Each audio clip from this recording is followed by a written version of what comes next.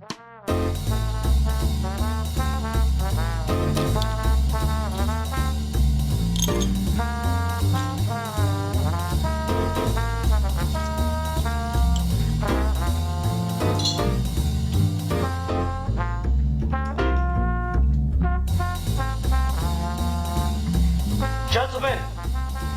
the time has come once again to discuss things.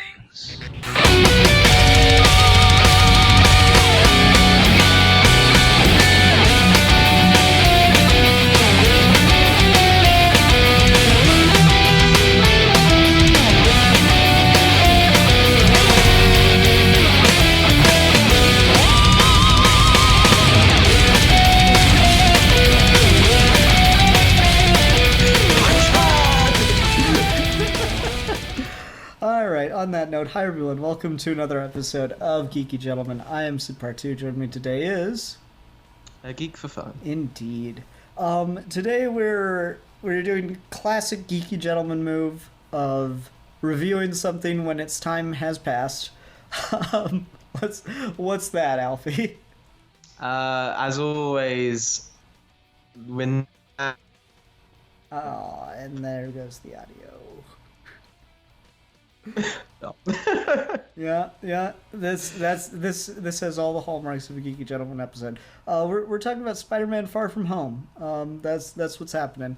Anyway, so Alfie, you're more into Spider-Man than I am, and you're obviously much more connected to the fan community. From the impression I've been getting is that this one is even more controversial than Homecoming was. Is that correct? Well, it's more so that when Homecoming is kind of that. When Homecoming first came out and Civil War and all that, there were still kind of people just on the general hype train of Spider-Man's in the MCU, guys, we did it. And so like most of the fan base was in win for it. But then as the years went by and people started having more problems or loving it, the fan base became more and more divided as for whatever reasons, as these things do. People sour on things over time and people lose interest and start hating things they loved once before. This is more the culmination of that problem, because this movie came out in a world where they've been having this argument for months and the entire time to the lead up. No matter what this film was, it was going to be the most divisive Spider-Man film ever made.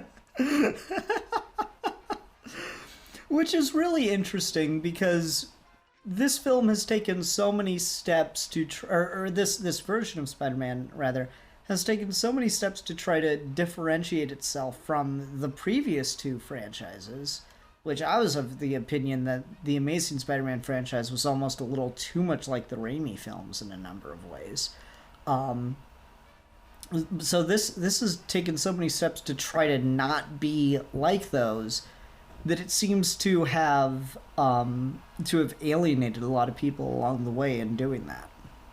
Yeah, it's precisely the fact that people with Spider-Man particularly are very protective of just the character in general because he's so big and he means so much to so many people. A lot of people identify, and the moment you make Peter Parker the relatable superhero, that means everyone has their own version of him in their head because no one can be universally relatable. So everyone's got their Spider-Man, and when aspects are deliberately changed, not even where you could make arguments with the Raimi films or the Amazing films where people are like, oh, they changed these because it's a movie adaptation. When we're in the MCU where nearly everyone's more accurate, the fact that Spider-Man is taking such divisive steps has pissed a lot of people off for conflicting levels of rationality. Like sometimes I can agree, sometimes I just can't see. It's a very unique situation. I don't think any other comic book character has been in. You know, for me, it seems like a lot of the complaints I've heard from the fan community are just like of a type that I've begun to notice anytime there's one of these controversial comic book films. Because like I feel like there's a number of types of comic book films that come out. They're the forgettable ones where no one cares, no one says anything about them. They're gone like a week later. I'm trying to think of a good example of that, but that's kind of the nature of them. They're forgettable. Ant-Man and the Wasp. Yeah, that's fair. Then there are like the big standout ones that everyone kind of loves, and you know, the people that cry foul at it are just mercilessly mocked. Avengers, Infinity War. Then you have like the controversial ones where they're not great, they're also not all bad, and then there's of course the really awful ones, but they're not great, they're also not all bad. And I think like the first one of these in a long while at least was The Dark Knight Rises.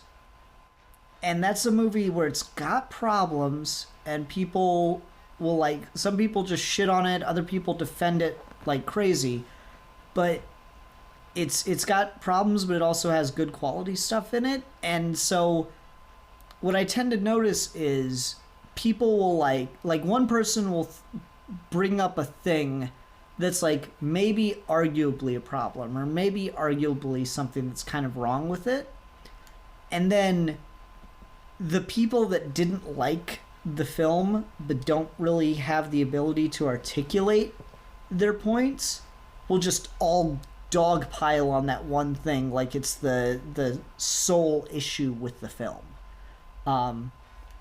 So like with Dark Knight Rises, how did Batman get back to Gotham? I've grown so tired of that argument over the years. But like, and whether or not it's a legitimate problem isn't really the point anymore. It's just that everyone talks about that one thing. And it seems like a very similar thing has happened with MCU Spider-Man. It was like, where the fuck's Uncle Ben? And I'm like, you know, you didn't even, like, whether or not that's a problem with the film, with the representation of the character, doesn't even matter anymore. Because to me, when I hear someone making that case against the movie, and I'm probably being a little disingenuous, sure, but still, whenever I hear someone making that case against the movie, I just begin to think, all right, you clearly aren't interested in this as a conversation, or you're not trying to be fair to the movie. At this point, you're watching the movie to find problems with it. Mm-hmm. I think that's a very good point.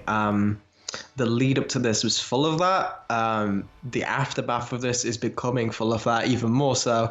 I saw one guy talking about how it didn't make any sense how the teacher, Mr. Harrington, dropped his camera in the river, and that's why that's why the film was ruined for him, because he was an idiot for doing that. It doesn't make any sense. This character's stupid. The writing's terrible.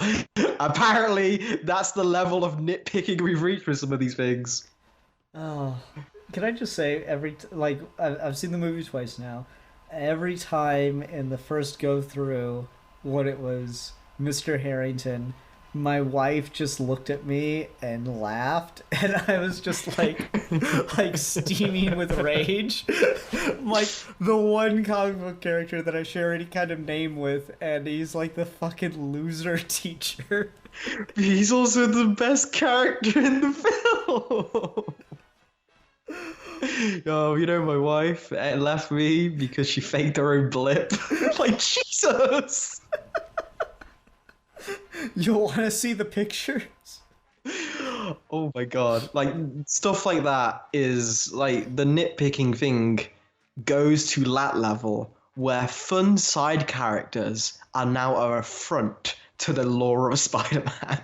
I mean, like, and it's not that kind of complaining hasn't been thrown at other Spider-Man movies. So I do want to try to at least feign that I'm trying to be fair here. But like, I remember for a while a lot of people were complaining about Peter being homophobic in the first Sam Raimi Spider-Man movie, because he's like in the ring with Bonesaw, and he's like, "That's a nice outfit. Did your husband make it for you?" And they're like, "Oh, that's so sexist of Peter Parker, or so homophobic of Peter Parker to act that way. Is Peter Parker a bigot?" And I'm just like, guys, come the fuck on. It's like one line, and maybe it's a problematic ass line, but are you maybe also reading too much into it? are you maybe just like looking to try to find something wrong as opposed to just taking it by itself? Now, if you want to have a conversation for casual homophobia being injected into film, I'm all there for it. I think that's a really fascinating conversation to have. But I also think it's wrong to extend that and say, oh, Peter Parker is a bigot. No, you're taking a minor little scene with that involved a minor character, and you're turning it into a big issue for the film and the main characters in the film, when it's very clearly not. And Yeah. that's the way I feel about at least some of the takes I'm seeing against the MCU Spider-Man stuff. It definitely is becoming. It's in that stage of. People start taking sides. People stop having the conversation. People just want to start. Not even just talking about what's the best adaptation of Spider-Man, what's good about this adaptation, and what can be improved in future. It's purely my one was perfect, your one is absolutely flawed. And same on the MCU Spider-Man fan base side as well. People were saying, oh, there is nothing of value in the Raimi films, or there's nothing of value in the Amazing films. This is the only true Spider-Man. It's on both sides. There's no attempt at trying to form a dialogue, which is a shame, because I guess we'll go into your thoughts on the actual film, but I think this is a really good representation of Spider-Man. I think it is too. This is like the version of Spider-Man that feels the most like an actual teenager to me, where he is right in that middle ground of wanting to be taken seriously, wanting to be, quote unquote, an adult, but also still not quite being there, still very much being a kid, and being kind of wrapped up in his own bullshit. And not like it's understandable that he just wants a break from things, and he just wants to be a little bit selfish. And that's, you'd never hold it against anyone else in the world. Like, if it was your job and you just wanted some time away from your job to try to pursue a relationship, everyone would think it'd be crazy if your boss was being a total dick and demanding you, put your relationship on hold for work. It's just that his job is saving the world.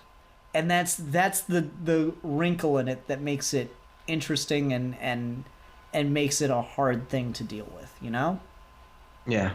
Which is always like a classic Spider-Man dilemma. Mm-hmm. I think that stuff can be really interesting. I think that stuff's done well.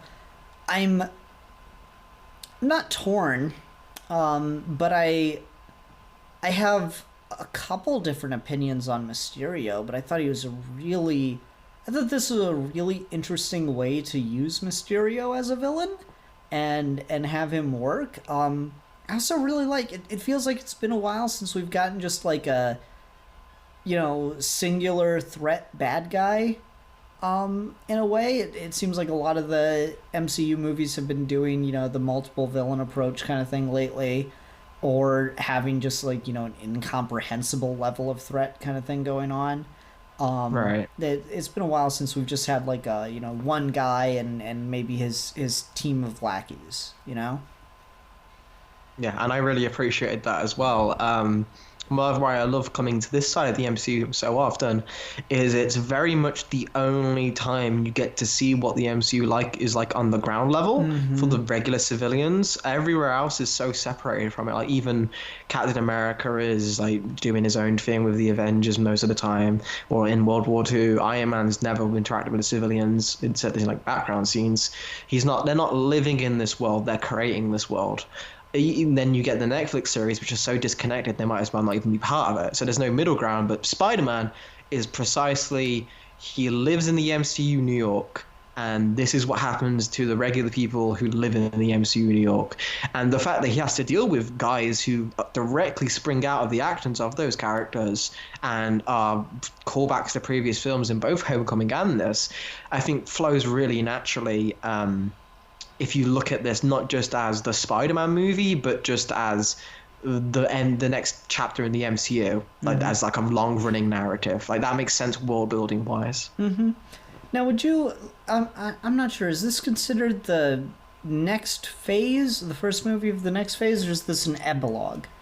Kevin Feige said this is the epilogue of Phase 3, which I still don't really buy because, I mean, Endgame, but if that's what he says, that's what it is. I mean, I guess. It does feel like a good connective tissue, especially with how much of the movie is themed around Peter kind of being the one left to take over Tony's mantle in a couple ways. I think that's a theme of the movie that I think is really, really interesting and really, really cool, but I think is one of the things that's pissing people off the most. Right, which, I mean, I did an entire video essay on this, so, like, I've had time to think about it, but it's one of those things where, like, you look at it, you look at the trailers and stuff, and it does seem, oh, they're setting him up to be the next Iron Man. But the entire point of this film is how much Peter Parker doesn't vibe with Iron Man's methods and how Iron Man goes about his business.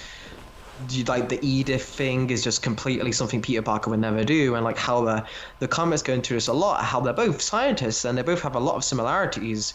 But when it comes down to it, Peter Parker made web shooters, like the most non-lethal restraining device in the world. Tony Stark makes missiles. They're completely different people at that base level. And this film does a good exploring that of people want Peter to be Tony Stark, to be Iron Man, to be this guy who will protect the entire world. And that's just not who he is. But he is the guy who can like handle smaller, more personal threats purely on his instincts and ingenuity and kind of improvising with what he has at the moment. And that's how he saves the day, and that's how he wins. And I feel like that's such a feels like the MCU going here.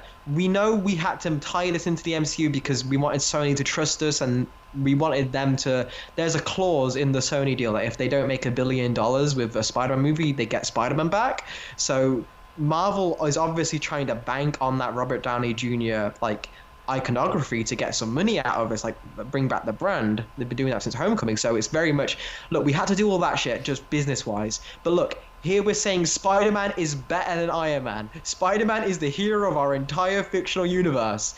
And yeah, you look at the Spider-Man fan Twitter and like, oh my god, the MCU is just making him Iron Boy Jr. We hate Spider-Man. It's like, what the fuck?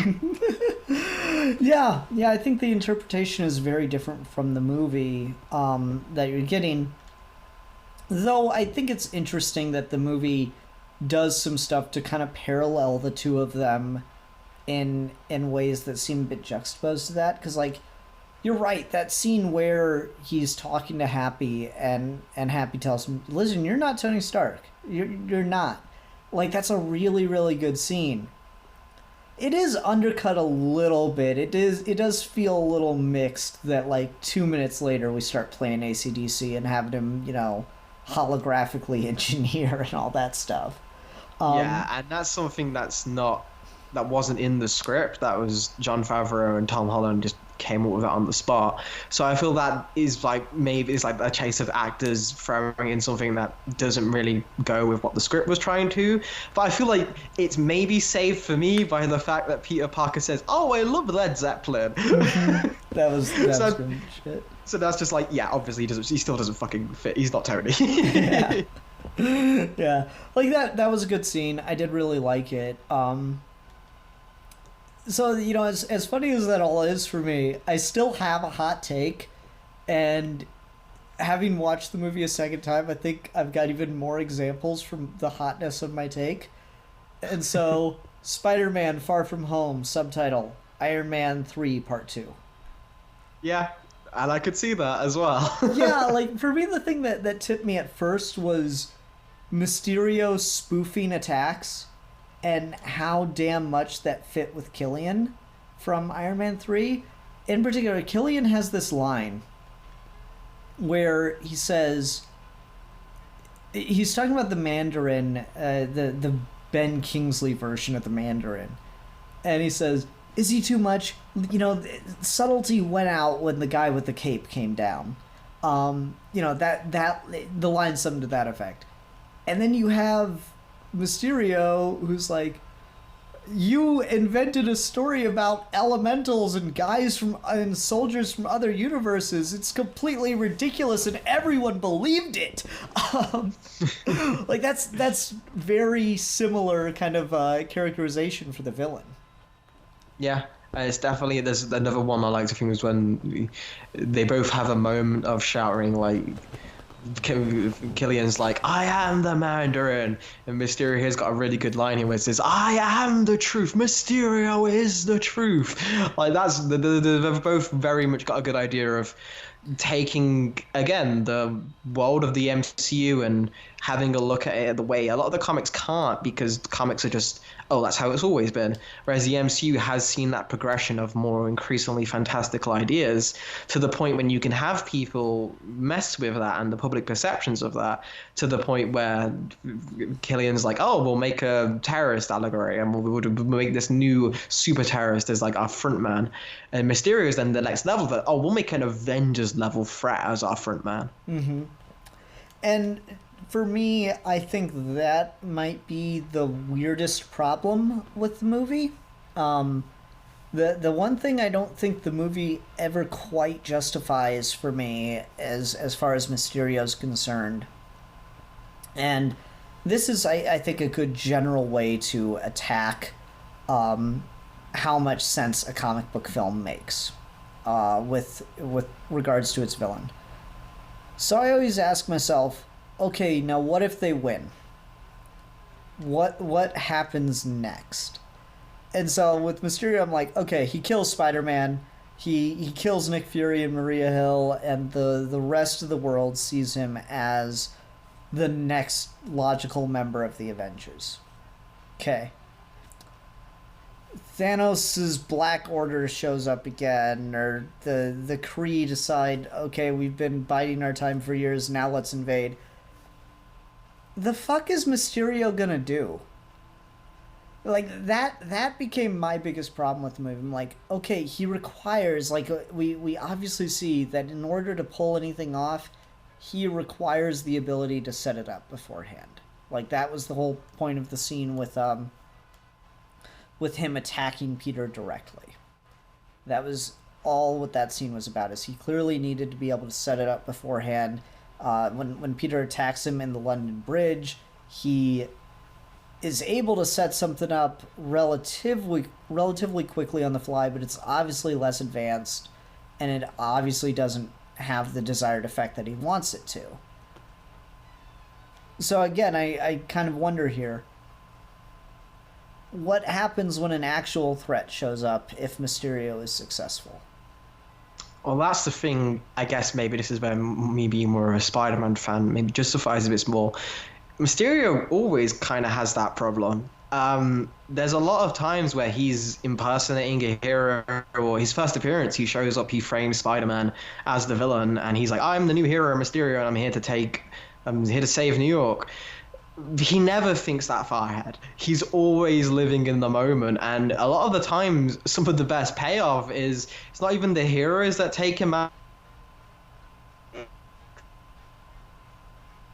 Hey, Alfie, you cut out there. Oh, you were saying my apologies. It's not even the heroes that take him out.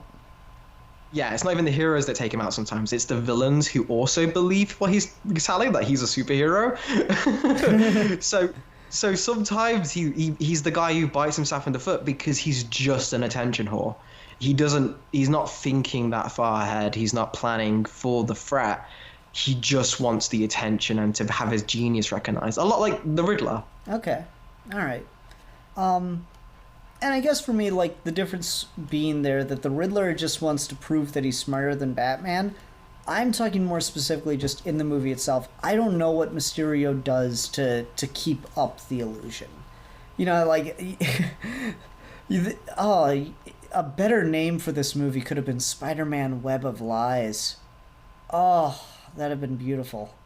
Anyway, Mysterio is crafted just to get to where he wants to be recognized as an Avengers level threat. He has crafted this incredibly intricate web of lies around himself.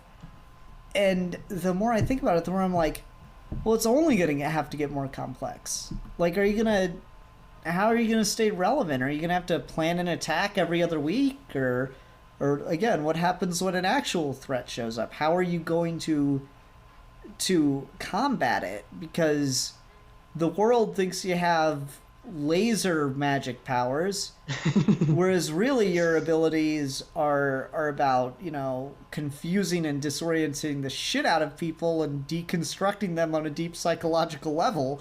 So what, how does he deal with fucking, I don't even know, just a basic threat like the Rhino? Yeah, he's got Edith, so he can take him out with the drone and stuff, but he's gotta try to find a way to make that, to dress it up for his gimmick. And that's just, basic, like, rampaging through the streets kind of level. I'm more worried about, all right, alien invasion, how you gonna spoof the aliens? Yeah, I mean, legit, this Jake Gyllenhaal, Quentin Beck, I'm 100% behind the idea that he'd have the balls to think he could. I mean, maybe you're probably right. He is a very charismatic portrayal, and that was something I found really interesting to the movie. Again, to go back to the Tony Stark parallels, he does, like, that scene where he puts on those glasses in the bar. I'm like surprised they didn't, have him like pull off the beard or something, because he looks so much like Tony Stark in that moment. It's one of those things where they obviously, Mysterio in the comics is like a bowl cut, like Weasley looking guy. But for this, I kind of it's one of those characters where I could buy that he could be like a charismatic looking guy, because it helps him pull off what he wants to do. He's specifically going for this larger than life. He's modeling his Mysterio character off of Tony Stark. Mm-hmm. Yeah, and he's just really good at reading people and playing them in that way. He does really feel like a con man, and that was something I really liked. Again, especially when he goes like crazy director mode, I think that was some of my favorite stuff, when he's like yelling at his crew and everyone's just exhausted, but he keeps like rerunning the simulation over and over again. And then when he's got a million things in his ear and he's like, yes, I still need the cape, Edith. I think that was my favorite line in the whole movie. I just like when he's they're like, but sir, you're in the path of fire. Fire all of them. Like, whenever a comic book villain just loses his shit is some of my most, like, especially Spider-Man villains, because it's why his Rose Gallery has such an interesting dynamic, is because when they do realize or find out, like, especially normal Spider-Man, like, everyone fucking knows his identity. But when they do find out that he's just a kid who's, like, teasing them while he's fighting them, they just hate this little shit with every fiber of their being. These, like, 30-year-old career men are, like, media moguls, and this teenager dares to stand in front of them. That when they just go apeshit, it's something I love, and I'm glad we only really got that level of just, like, screaming intensity from, like, Willem Dafoe when he was Goblin. Mm-hmm. But Jake Gyllenhaal doing a more... He's obviously got some fucking problems with him, but he's not criminally, like, crazily insane. He's not rambling insane. But when he just goes shouting and loses it, that's when I was like, oh, that's Mysterio. I've read comic panels of that where it would just be like 50 exclamation marks that Stan Lee put. Yeah, that stuff I definitely enjoyed, and that side of Mysterio I thought was incredibly interesting and worked really well within the confines of the MCU. As we do more and more stuff in the MCU and it keeps getting deeper and deeper, a lot of the takes on these characters keep getting better and better. Like, I've seen Mysterio in the cartoons, and I don't think I've ever read him in the comics. It's going to be a while till this take goes away. I'm sure they're using him now in the comics to tie in with the movie. He's already good looking now. Yep. Yeah, they've already changed his look. It's gonna be a while till this take falls away. you know? And I'm not bad with that. I think the idea of, again, it's one of those things I really love. It's a nice touch. Is Mysterio's backstory? He was just special effects guy that wanted that when superheroes came around, no one was going to the movies anymore. So he just decided to showcase his talents on the largest stage possible by becoming a superhero, and like that would be his thing to get people. He wasn't even fussed if like it got found out. He just wanted people to know that he did it as like a achievement. So turning that from effects guy into a director almost of just like he's got an entire crew with him helping him do his things. Like he's got costume designers, he's got script writers that he goes over his lines with.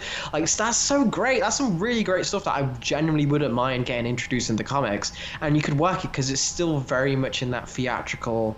They didn't try and tone him down and make him, I guess he's more realistic than throwing like gas and potions to make Spider-Man see shit, but he's still making Spider-Man see trippy shit. Like he's still that moment when that whole scene where Peter's just going through a visual nightmare. The best looking Spider-Man stuff we've ever had on film. Like the Mysterio head in the snow globe in the sea. Like what the fuck? That's a comic cover. Yeah, no, it was fantastic. I love that, like, all of that CG.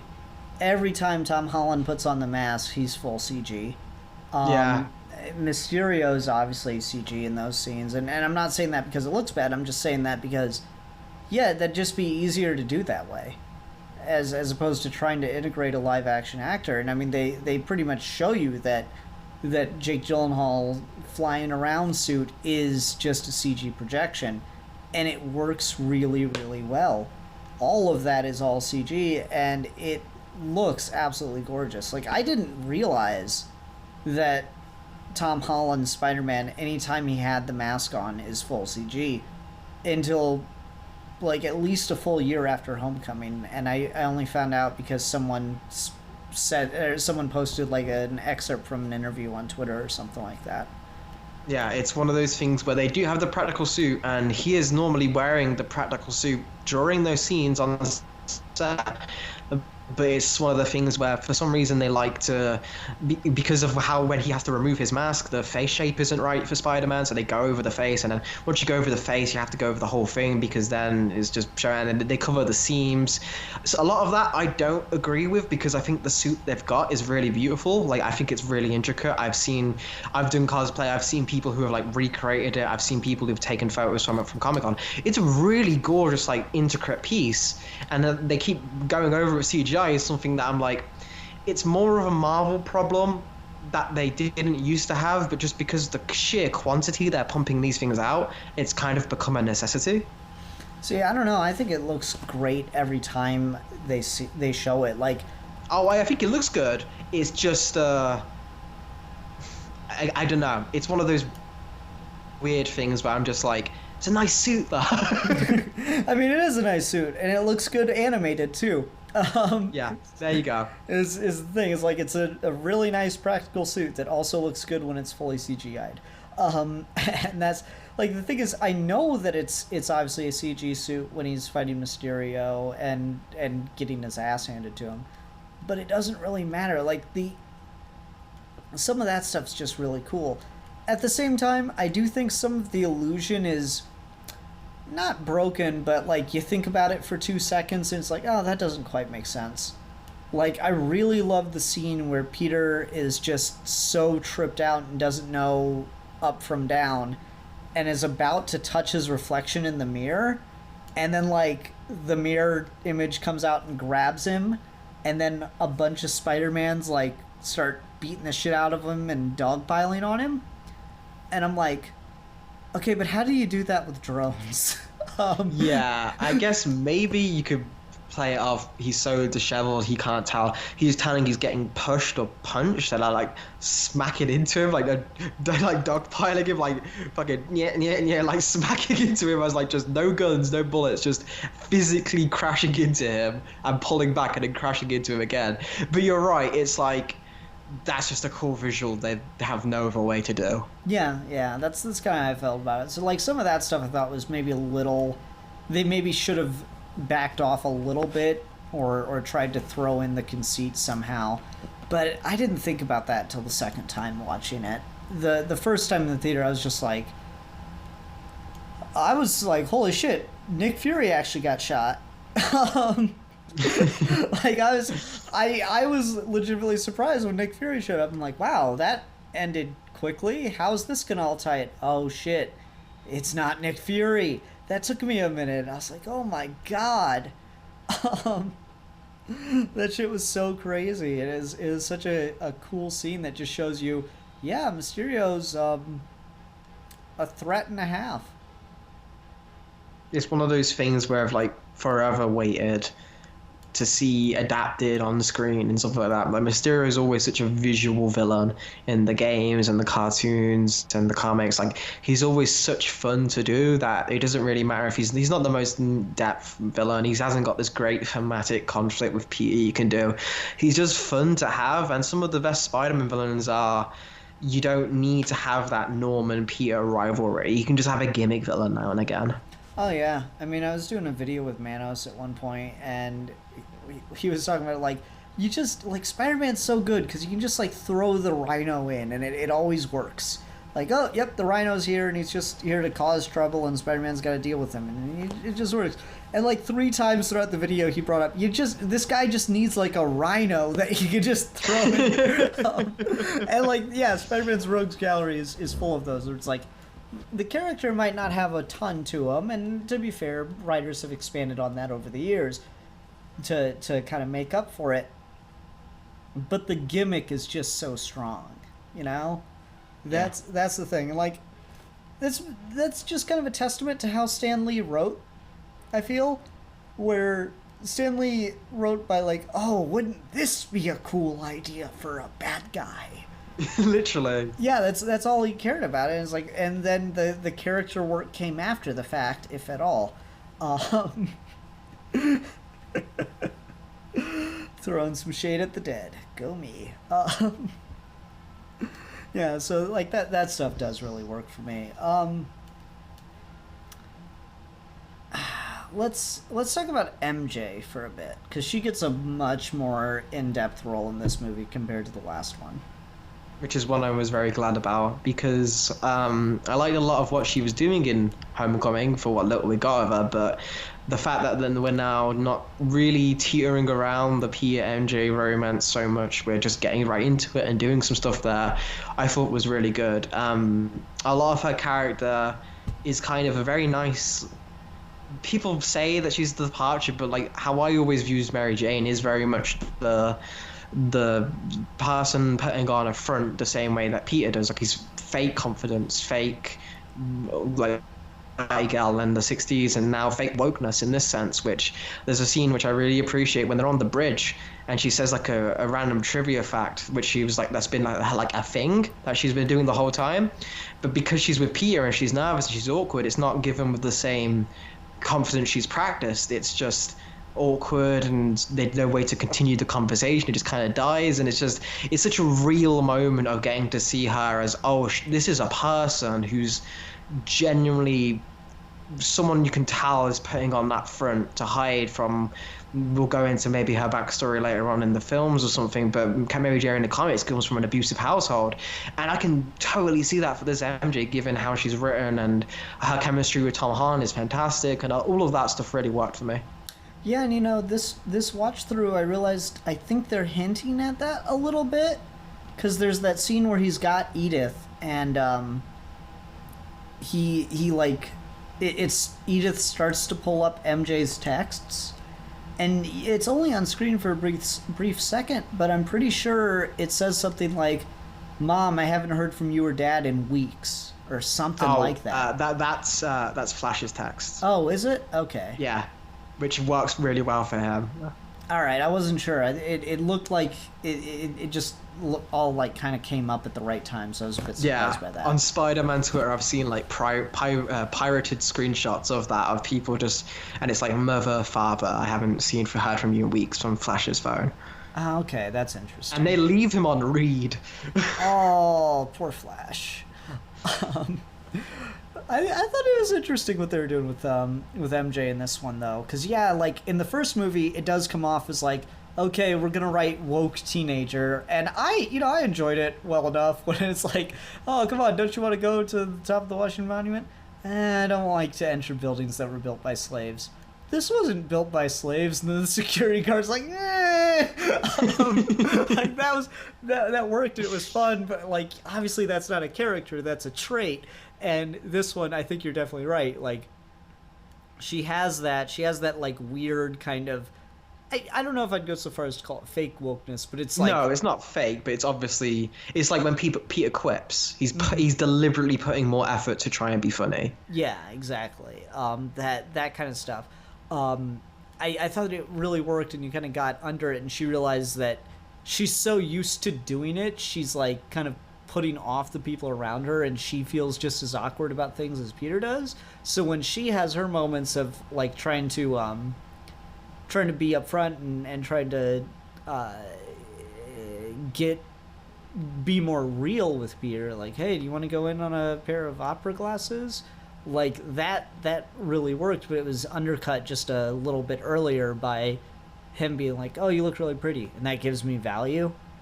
And it's like, oh shit, that's what I'm so used to saying, and now this guy that I like, I just really like put him off with that. Shit. How do I fix this? That was really interesting.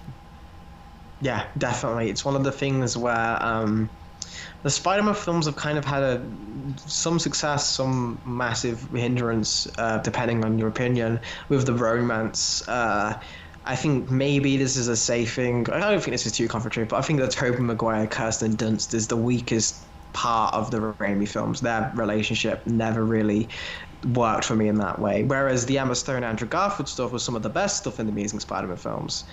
And I'm glad we've kind of got to a point with this where I can definitely say, although this is a very good, believable teen relationship that I could see really blossoming now that she knows he's Spider-Man, and we've kind of got all that drama out of the way already. We don't have to do the soap opera. He has to hide from Mary Jane to create fake drama. We can just get her more involved in the story now, finally. Especially given where this ends, I'm very curious to see how that develops in future films. Yeah, totally. Though is it just me, or does it seem like as superhero movies have gotten more popular, we've abandoned secret identities because they're just a really useful tool for writing a character week to week and creating drama, but in movies they just get fucking exhausting? Yeah, I think that's exactly right. Yeah, because I'm trying to think of the last superhero movie that had the character have a secret identity and not spill it, relatively early on. Like it continues through at least 2 movies. And I'm not like it seems like we throw that one out as soon as we possibly can. Because it's so damn tired. TV shows do it. The TV shows love fucking doing it. Haley's been watching Supergirl, and Supergirl, they got rid of her sister's memories so that she'd have to fucking have a secret identity from her own sister. Jesus. I mean, the drama for it worked relatively well. It was okay, but it was still just like, goddamn, they really like secret identities in these shows. I guess it's that long running thing of we got to do it week to week. Yep, yeah.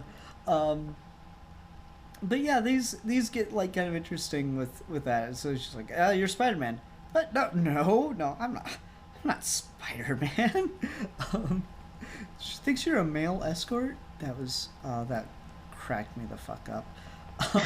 Because it's just such like a high school style rumor too. It was so funny.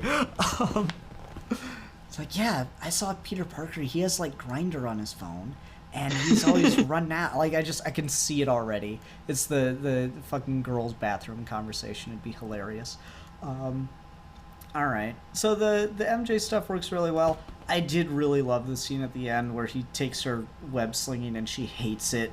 That was hilarious. Because I mean, it's one of those things where you're so used to the first, like, ever since the Richard Donner Superman, of like this thing of the superhero powers being used as like a Peter Pan Wendy romantic thing. But when you really look at it, web slinger would be terrifying. Yeah, that shit was great. And like I gotta say, the scene before that, when he's back in New York, and this might just be the hype from just having seen it, and I haven't gone and rewatched the movies, the rest of the Spider-Man movies in a while. I think that might be the best web slinging scene I've seen. Like, there's some good stuff in the other movies, but just as far as like that cool having fun web slinging through New York, I mean, there's so much going on. Like, especially when you just add him texting during it. Oh, that's beautiful. Yeah, I can definitely agree. It's got some great stuff. It's definitely up there. I don't know if you could tell just the action in general and how Spider-Man moves. They brought back the team who did the first two Amazing movies, the animators, for this film that they were in Homecoming, and you can definitely tell, like, because I thought the Amazing films had really good swinging and movement for Spider-Man too. Like they got like body doubles and stuff to test how the human body moves into Spider-Man pose with the keyframes, and they came back for Far From Home, and that last swinging where he's like integrating the web wings, and even when he's fighting the elementals in Venice and he's trying to web up structures but he's like fucking up, and then he's catching the last time, and he's improvising. Spider-Man has such a good visual movement energy to it, and that not really any other superhero has, because he's got such a unique method of travel. Yeah, I'd agree with that. And it looks great, and I really love, like, it's got that. A lot of the other movies, when they do the I'm Spider-Man and I'm swinging around the city, they don't have nearly as much fun with it as this one did. You know? Like, it's in Amazing Spider-Man and he's having a good time, but then you got Ghost Gwen Stacy's father, and it's weird. There's just such, like, an unbridled joy of the fun of it all. And again, just the don't text and swing was so good. I really, really liked it. And like, as soon as she sends that, he almost fucks up and drops his phone. That shit was really, really fun. And it showed me sides of New York I don't think I've ever seen. And I'm not sure if they're real or not, but I like it. Like when he flies through that garden building opening, that shit was fucking awesome. And then there was like a nice little continuity thing. He goes over. I think it's Grand Central Station. My New York is kind of fucked up, but he goes over that green roofed building on, and you see there's a statue on top of it. And in the MCU continuity, that statue, like in actual New York, is a bunch of firefighters, and it's a memorial to, I believe, 9/11, if I'm not mistaken. But that statue got destroyed during the first Avengers movie, and in MCU continuity it was replaced with a statue of the Avengers. And it's a background detail, but in the background you can definitely see a bow and arrow, and you can tell it's still the Avengers statue with Hawkeye on it. That's fantastic. Yeah, I thought that was a really, really cool little subtle detail in the background. There's just that scene is so on hype for me, because it was just so cool and fun to enjoy watching. No, I'm with you. It's one of those things that I definitely feel about this film is it's such a treat to watch. Like it's one of those things where it's not the end of the world. It never is, really, but the stakes are very personal. The stakes are always real and tangible, but they're very much down to Peter and his growth as a person. And I really like how that brings it down to Ned, MJ, even Happy gets like some character stuff here.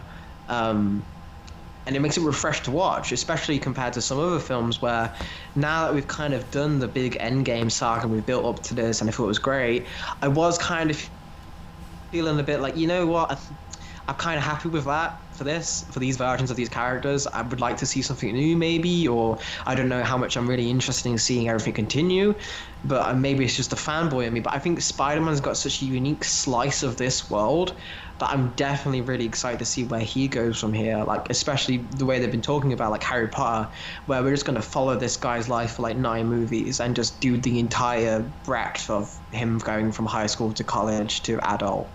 And, you know, the thing I'm really excited by Tom Holland's actually aging, so they're gonna have to actually let Peter Parker age, and they're not gonna be able to say, "Oh yeah, he's still in college 20 years later."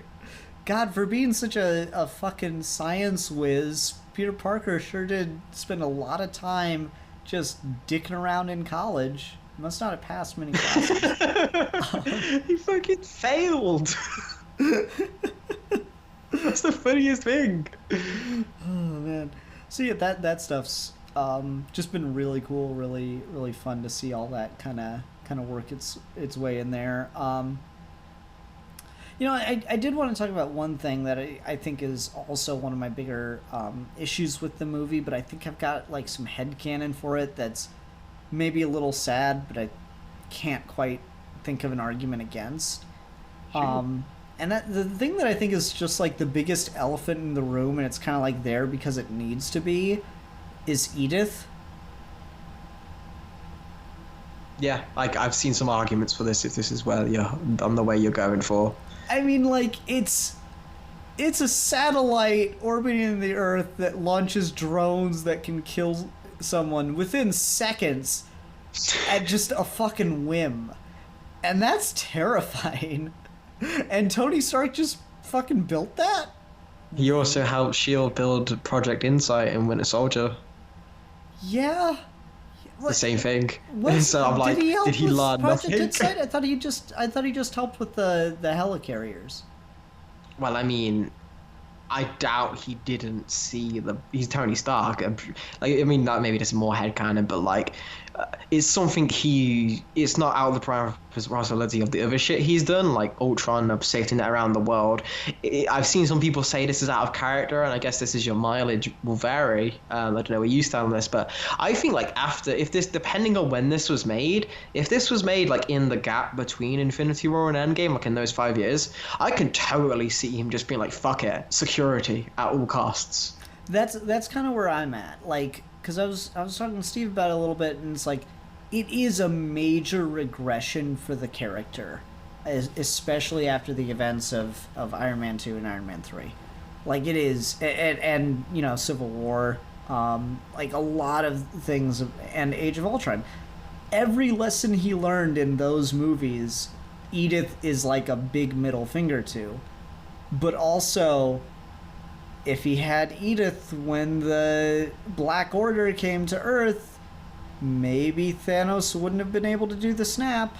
And like when you get the prologue to Infinity or to Endgame, where he's back on Earth and he pretty much just says "fuck you, Steve Rogers," when he's like, "I wanted to build a suit of armor around the world, and you told me that was a bad idea." Well, here we are. Impeached your precious freedoms. Yeah, and like. So if this is made in the aftermath of all that, yeah, I guess I can see it. The one thing I think is kind of just like a weird, okay, but when, is Edith is named "Even in Death, I Am the Hero," which is kind of funny. It's a very Tony Stark thing. And it's given to Peter Parker. When the fuck do you have time to set all that up? Yeah, that's one of the things where Endgame doesn't really show us how much time is there from when he's made the time, when he like has that oh shit moment with the time machine, and then when he's like on game to doing it all. We kind of just move along with that with some cuts where it couldn't be applied. There's more time. But I think maybe you could make the argument that once he's like, okay, we're going in with all of this, some of us might not make out of this. This is my backup plan. Mm-hmm. This is my contingency where if I'm gone and some of the Avengers are gone, the only person I trust, I've got this really fucked up weapon, but the only person in the world I trust to not use this is Peter Parker. Because it's so against what he is, and he maybe imagined he'd be able to give it to him when he was older, but I can buy that if you widge how much time is when he discovers like the time travel idea. Yeah, I mean, I guess he obviously had the time to record his own, eulogy. Yeah, exactly. He had a will. So I suppose it fits in there well enough that he sets it up like as like his last bit of hope. Even if I die, I'm getting this kid back, kind of thing. And that's honestly what happens in Endgame. So yeah, I could see that. It's one of those things where I think there's an argument to be made, but it is a bit of a like, do we really have to stomp all over the character growth for this argument to work? Definitely. Yeah, it leaves a bad taste in your mouth. I think I'd say that about it. So that was one thing I wanted to make sure we talked about. You like this kind of thing more than I can particularly talk about it, so I'll let you just go off. Thoughts on the suit? Oh, the suit. So I got conflicting thoughts because I like the design. I think it's fine. I like the red and the black homage. I like if you've seen photos of it in real life, I like the texture on it. Like it's very shiny. But I'm also like, I don't know if I like this being the design he makes as like his default going forward. I'm kind of like, maybe if they were gonna go this route, they obviously didn't plan this in advance. But like if they were, maybe have the red and the black be the one Tony gives him, and then he makes the red and the blue one in Far From Home. Because I don't know if I feel, obviously he's going to keep getting new suits because toys merchandise, but the way they set this one up as kind of his culmination, this is his first full suit he made himself. I don't know if I like Spider-Man's default not being just Spider-Man. I mean, I guess that's fair. For me, I really liked it because it made me super nostalgic because I had a Spider-Man action figure that exact color scheme when I was a kid. That's cool. Yeah, the black, all of it. It so reminded me of that. I eventually gave it away to my friend Bobby because I was like, hey, do you want this Deadpool action figure I've had since I was a kid? And he was like, what? Yeah. And then I handed him the Spider-Man one and he got mad at me. But he's like, I'm going to turn this into a Deadpool just to spite you. So like that was kind of just a funny little thing for me seeing it. I think I do agree with you, but yeah, you're right. Toys merchandise, and he'll make another suit. It'll happen. Did they ever make like a Hot Toys of the crummy sweatpants suit? Oh yeah, they did. Every single costume is Spider-Man. They every time, even the video game alternative suits get costumes because of how much Spider-Man merch gets going. But it looked really nice. I'm also glad that got a shout out here as well. I don't know how Mysterio knew what that looked like. Well, because remember in the MCU there were videos of Spider-Man on YouTube and stuff. Oh yeah. He was in the old right. costume. You're right. Good call. Yeah. I'm fake fan. Fake fan. Do you even Spider-Man? I Spider-Buns with the hyphen. No. You see, do you even Spider-Man? Do you even lift man? Do you even I got it. No, but if I explain the joke, it's funnier. Yeah. Oh man. So yeah, that was just kind of neat to see too. But I do think I agree with you. I don't want to see the red and black as just his go-to. And maybe he wanted the black because he'd be able to blend in more with Mysterio's. Yeah. with Mysterio's holograms. Maybe I it's one of those things where like it's gonna obviously change. Hopefully we'll just get Spider-Man's suit without the Stark bells and whistles like next time, because obviously he's got the black bands and stuff, but it's not you can't even tell when it's in motion, so it's still Spider-Man. It's not like that big of a departure. But I am just like the main thing I'm very happy about is they instantly fucking ditched the Iron Spider suit, and that made me a happy camper because fuck that thing. It looks awful outside. That would be my hot take. It's so weird. It looks fine to me in Infinity War and stuff. But man, when he was on stage with Aunt May, that looked terrible. Right? It looks so bad. I guess it's just like the framing of it, but like when he's in space and stuff, yeah, it totally works, and he should have the most, heavy duty suit he can have access to. That's understandable. Right. But like, God, when he's just walking around in it, ooh. That was a hard one to look at. And I mean, it's one of those things as well. Where it's like in one of the trailers, when he's on stage, he's in the red and blue suit. And I maybe during the cut that scene was elsewhere, or they decided to match it more with Infinity War Endgame now that those movies came out or something. I have no idea, but it really does feel like normally when they go over the super CGI, it's a practical-ish suit that they use as a base to go over it. Because they had to completely change the outfit he was wearing, whereas in Infinity War they just probably had like a CGI suit to go off.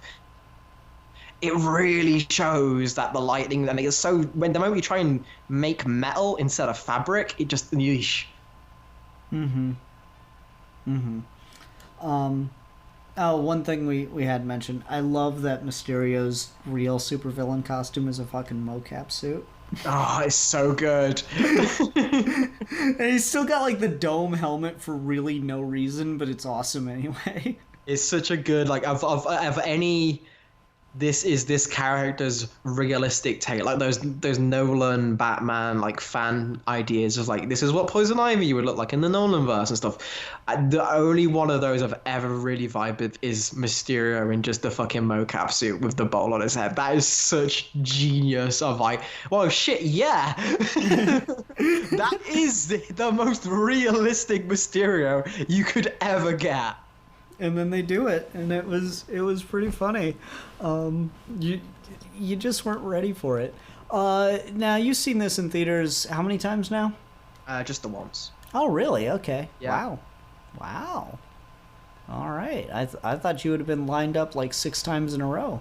I would, but I'm poor. Fair point.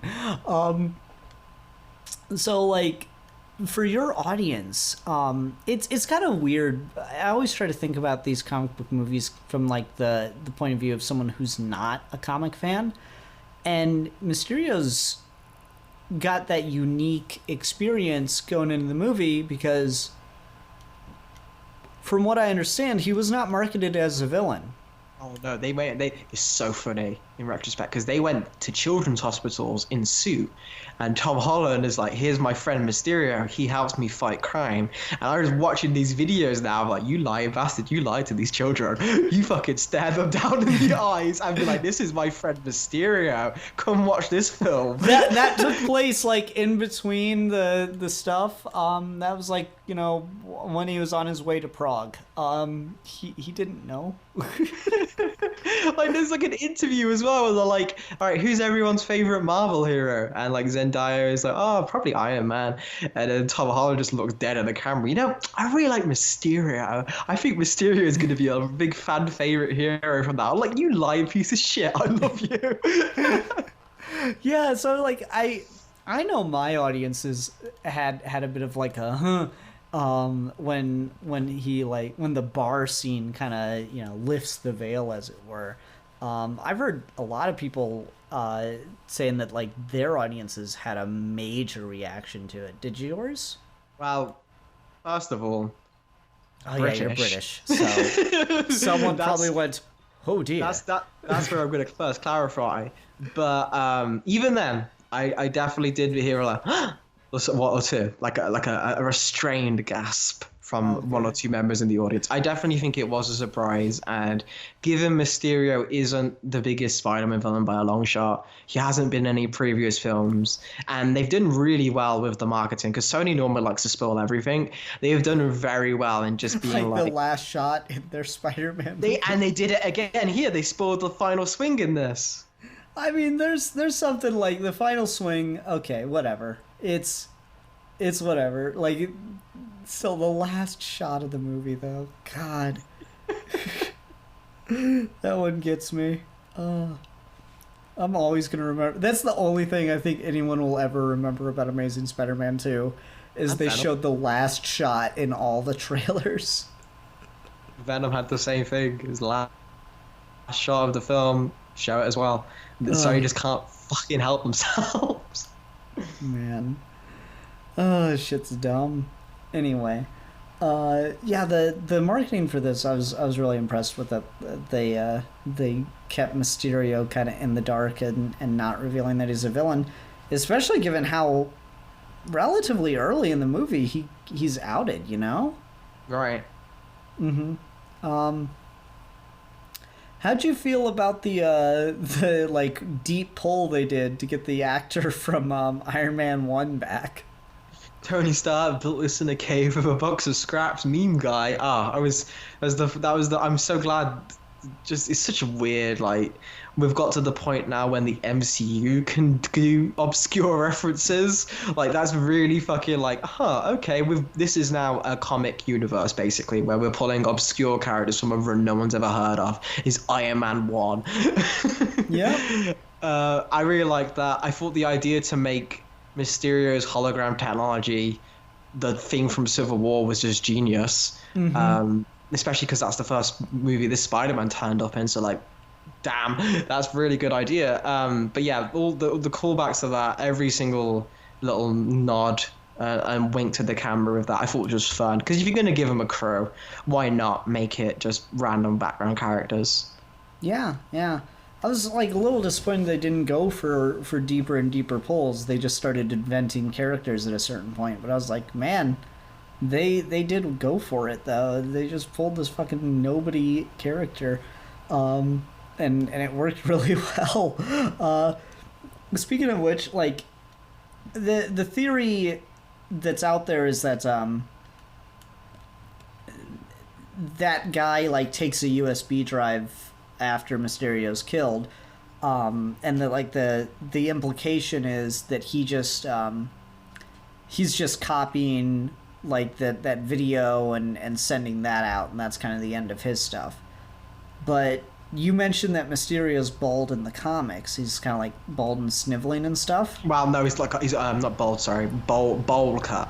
Like he's got like a Beatles hairdo. Okay, well, like the guy from Iron Man 1 is obviously like a much less charismatic superhero looking character. The theory that I heard, the fan theory that I heard, and I kind of like is he's going to be Mysterio too, but he's going to be CGI-ing Jake Gyllenhaal. So we might get like Jake Gyllenhaal to return, but also still be dead, which is a really cool and comic booky idea. That's a cool idea, as long as he gets to come back in some form. Because legit, I was so happy in Homecoming when they saved Vulture, and I was like, yes, we finally broke the MCU curse. But then the moment Mysterio, like I was more worried for Mysterio in that scene than Peter Parker. I shit you not, because I was just like, no, like, don't kill him, please. And then they faked this out. He's just like, yes, he's alive finally. No, he's bleeding out. What the fuck? And then the end credits came, and I'm like, okay, the USB guy could be it, but part of me really just hopes it's still Mysterio. Jake Gyllenhaal Mysterio, like he totally bullshitted his death somehow, somewhere. You could find a way to, like, he hacked Edith beforehand or something, and just like, well, now my plan is to make myself a martyr, and that was the plan all along, and that's how I win. Is I know I can't keep this going, but if I heroic sacrifice myself, I can just be hero forever. I think that would be a really cool idea if you're going to keep him going. Obviously, the reason they did this is because of Jake Gyllenhaal. I can imagine he's like, look, I could come back, but I don't want it to be leave a loophole for me to come back. If I don't want to, just say I died. Yeah. I thought that was all really interesting. Just the idea that like you could have like a fully digital Jake Gyllenhaal. You don't even necessarily need Jake Gyllenhaal to come back. Yeah, like just really use his old scenes and like superimpose them in. Yeah, it'd be hilarious. But like, I don't know, that stuff was just kind of cool to see all come together. And again, it leaves enough doors open that I thought it was kind of interesting. I hope that like the guy himself is dead, but like if the legacy of Mysterio is continuing and it just keeps like being different people using the technology against Peter Parker, but now they don't have access to Edith, so it's like a little smaller scale again. I think that could all be really cool to put in together. I think the biggest shock that I had with this movie, though, was that end credits scene with J. Jonah Jameson. Oh my god, yes. I cannot believe they got his ass back.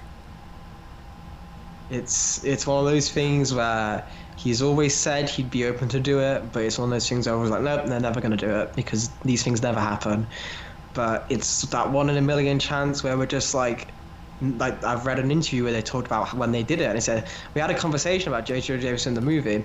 We did not have a conversation about casting. We're just like, we get J.K. Simmons or we don't do it at all, and they got J.K. Simmons. And from what they're saying, this is more than a cameo. He's going to be in it going forward, which makes me really, really happy. I mean, it's great to see J.K. Simmons back. I mean, like, I remember, lists of, like, comicbook.com and stuff, lists of, like, best cast roles in superhero movies. And, he was one of the surprise, like, top 10. Like, you're expecting the top 10 to be, like, Christian Bale as Bruce Wayne Batman or something. And then J.K. Simmons is there at, like, number 7 or something. It's like, yeah, I mean, honestly, though, he's so perfect in the Raimi movies. And here to just see him back, and he doesn't change his performance at all. It's not like, okay, it's a new universe, so I'm going to do some stuff just a little bit differently. It's like, I'm just not going to wear a wig, guys. Okay. That's it. It's so good. And like they've updated the trappings around it a little bit more to make him the newsman is a bit different, but just man. And like what's crazy about it is he's in it, but now Peter Parker's outed as Spider-Man, and so it's like, well, I guess Peter Parker can't sell pictures of himself. And my thing with this is, again, this is no stranger to happening. And they've done it in a way where it really depends on how far they want to go with it, because I can't see this sticking. Spider-Man pun. But I'm strong and I'm sticky. Like that is just Wikipedia page powers and abilities. It's one of those things where he's always got that moment in something like Spectacular Spider-Man did this when like Venom pops into the Daily Bugle and it's like, Peter Parker is Spider-Man, and they spend a whole episode like trying to find proof, but then it's disproved, wink wink. So I could see that being just the third movie is him going through that, and you get to have the fun of Peter Parker's outed, but because there's no definite proof yet, there's definitely a way where you could finagle things, get some funny things, get some serious things of, by the end of the movie, the snake's out the bottle, or the genie's out the bottle, and you can then work from there. You can be like, well, sorry, kid, I kind of messed up there. You're not as bad as that Spider-Man guy. Why don't I give you a job? You could bring that in, like he gets guilt tripped, get into giving this kid with no experience into the news station, and then there you go. There's your in. There's a lot of things you could do with it, with the premise, and it's definitely made me like, just going out of this film, my biggest thought was like, and I don't normally have this. It's just like, okay, what's next? Like this is really like the first MCU movie where it ended, and I'm just like, obviously apart from like the two parts, but I'm just like, oh my god, I really want to see what the third film looks like now. Mm-hmm. Yeah, no, definitely. It is just such a shocking moment, and they cut it at like the perfect time, where it's just like, Peter Parker, what? It's just like the eyes get so big. I'm so glad they got the eye thing into the MCU. Like, yeah, it's so good. If nothing else, that is the perfect thing to do with Spider-Man. That makes him like instantly one of the best things about live action Spider-Man, is getting the eyes right.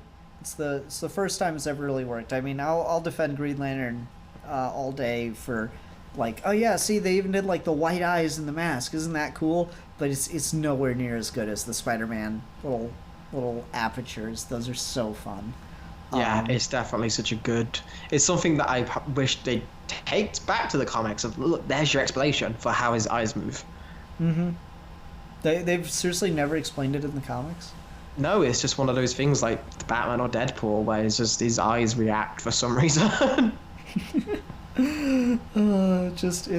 Deadpool works because he's so cartoony and shit. Right, but like when Alex Ross draws Spider-Man, it's like mirrored lenses that look like glass. Like, how do they express? Who knows? Who fucking knows? All right. I'm trying to think if there's anything else I wanted to make sure we got. Do you have any? I'll just ask you this because a lot of rampant about it. Do you have any picks for who you'd want in the third film as the villain? If it weren't for the Tom Hardy film, I'd say just do Venom, just do him right. But now, like, I know that Sony's gonna try to connect him. So, like, that's the crazy thing, is we're supposed to get, like, 9 Spider-Man films that are in the MCU, and then he's also supposed to be in these Sony spin-off films at some point. And so we're gonna have, like, 12 Tom Holland Spider-Man movies? Which is crazy. I know, right? Isn't that gonna be weird? I don't know. Part of me really does want to see Venom in the MCU. But you can't now. It's just it doesn't work. He's not gonna be a goddamn villain anymore. So I guess the next best thing is Carnage. On that. There's your Read Ultimate Absolute Carnage coming this summer. I mean, I'm not trying to shit on Carnage. Like, I know a lot of people like him, but it's seriously like here was the thought process behind Carnage. Oh, Venom is such a really cool and popular character. All right. Well, I'm glad we got this new Spider-Man villain. Oh, but, like, what if he's an anti-hero? Okay, that's kind of dumb, but I guess we'll just go with it. But let's make, just as a backup, let's make someone with the symbiote, too, who's also, like, super evil. All right, so here's Diet Venom. Nothing against Carnage himself, but, like, come the fuck on.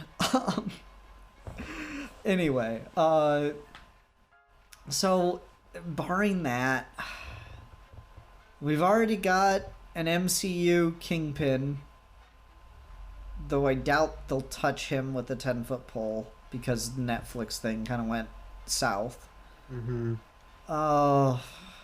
We've not done Scorpion, and he was set up in Homecoming. And we've got Jameson, though. Because Jameson makes Scorpion. Yeah... is that really his origin? Like, I remember that in the Spider-Man cartoon show from the 90s. I thought that was just cartoon bullshit. No, it's comic bullshit too. So Jameson's just like, well, I want to create a hero to defeat Spider-Man. So he gets the obvious choice of seedy Matt Gargan. And it funds him to get turned into the supervillain. And then obviously he goes crazy with power. And that's how that works. And I could see that being the idea. If you want to take it like they're really planning this, and then both end credits would then tie together. Maybe.